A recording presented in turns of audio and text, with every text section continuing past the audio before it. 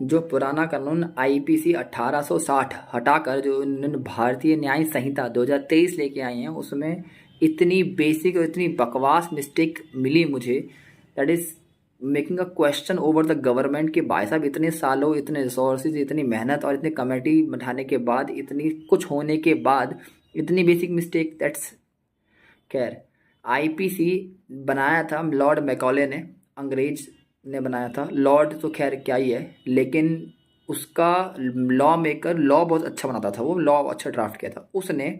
जो पूरा आईपीसी अकेले नहीं बनाया, पूरी कमेटी ने बनाया, बट मेजर नाम उसका होता है। जैसे डी डॉक्टर भीमराव अम्बेडकर साहब अकेले उन्होंने बनाया, पूरी कमेटी ने बनाया था कॉन्स्टिट्यूशन, जस्ट लाइक दैट। तो उसने जब वो लॉ बनाया था तो उसमें इन्होंने एक डेफिनेशन का सेक्शन लिखा था, सेक्शन 6 से लेकर सेक्शन 52 तक था। उसमें उसमें जो डेफिनेशंस की अरेंजमेंट थी, ये सवाल पूछा जाता है कि उसने अरेंजमेंट आगे पीछे क्यों करी। हम लोगों या लोगों की सहूलियत के लिए उसने ऐसा किया था कि आपको किसके बाद क्या पढ़ना सही होता है। फॉर एग्जांपल, उसने सबसे पहले जेंडर बताया, फिर नंबर बताया, फिर वुमन बताया, और फिर उसने मैन मैन बताया, फिर वुमन बताया, ऐसे बताए। अब कायदे से हम लोगों ने क्या किया, हम लोगों ने उसको चेंज कर दिया, भारतीय न्याय संहिता ले आए और हम लोगों ने उसको अल्फाबेटिकली कर दिया। ठीक है, कर दिया ठीक है, वो भी गलत, वो भी गलत। सेक्शंस हो देखो क्या है।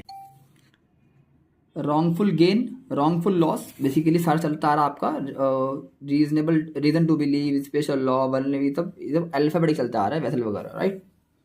Wrongful gain, wrongful loss, gaining wrongfully, and अब 37 के बाद गेनिंग रॉन्गफुली कहाँ से आ गया। 38। पहला सवाल, क्या आपको ये 2 clause 10 में डालना चाहिए था, समथिंग लाइक दैट। फ्रॉडुलेंटली के बाद you should 2 clause 10 gaining wrongfully, but नहीं, है ना।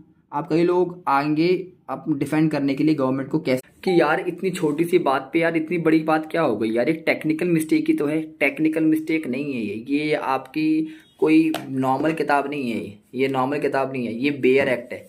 ये कानून है जो पूरे देश में सिमिलर है।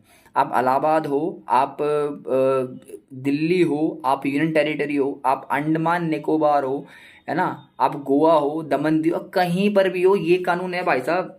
तो ये वो कानून नहीं है, ठीक है, इतने हल्के में नहीं ले सकते आप।